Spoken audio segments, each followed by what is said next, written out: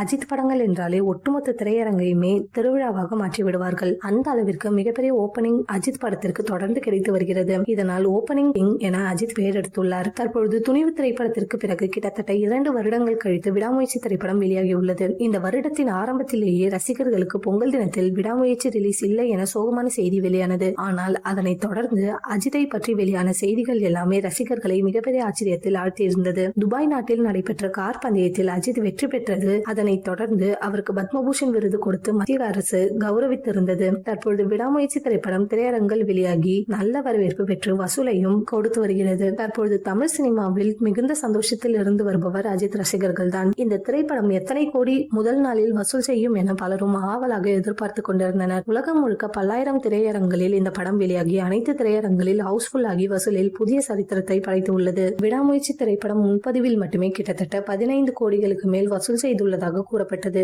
ஏற்கனவே விஜய் நடிப்பில் வெளியான கோட் திரைப்படம் மற்றும் பீஸ்ட் படங்களின் சாதனைகளை முன்பதிவிலேயே விடாமுயற்சி முறியடித்தது. இந்த திரைப்படம் கிட்டத்தட்ட 40 கோடிக்கு மேல் தமிழ்நாட்டில் வசூல் செய்யும் என கூறப்படுகிறது. இதுவரை 75 வருட தமிழ் சினிமாவில் இல்லாத அளவிற்கு விடாமுயற்சி திரைப்படம் வசூலில் வரலாறு படைக்கும் என கோலிவுட் தரப்பினர் கூறுகின்றனர். ஓபனிங் என்றால் அஜித் தான் என்பதை விடாமுயற்சி மூலம் மீண்டும் நிரூபித்து காட்டியுள்ளார். இந்த படத்திற்கு சிறப்பு காட்சிகளையும் தமிழக அரசு கொடுத்திருந்தது. மற்ற நடிகர்களுக்கு இருக்காத வரவேற்பு அஜித் படங்களுக்கு தொடர்ந்து கிடைத்து வருகிறது. விடாமுயற்சி திரைப்படத்தை தொடர்ந்து அஜித் நடிப்பில் குட் பை அகலி திரைப்படமும் அடுத்து வெளியாக இருப்பது குறிப்பிடத்தக்கது.